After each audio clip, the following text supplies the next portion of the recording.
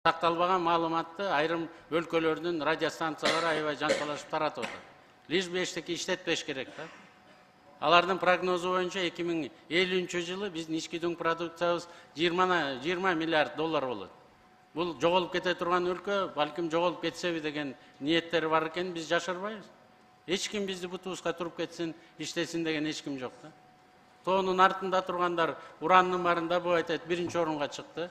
Тоонун арт жагындагылар титаномагнетит баарын иштетип, 50 000 тоннаны жылына иштетип атат. Анан бизге келгенде эле бирдемелер пайда болуп эле жарала баштайт да. Биз андайга мындан ары жол бербейбиз. Биз өзүбүздүн кызыкчылыгыбызды коргойбуз, элди багабыз. Жана сиз бир топ нерсени айттыңыз. Карыздан кутулуш керек. Жок, депутаттардын наказын аткарыш үчүн бизге керек бул. Элдин таламын чечиш үчүн керек. Школдорду, жолдорду куруш керек. Пенсия пособияларды көтөрүш керек. Анан өнүгүү жолуна да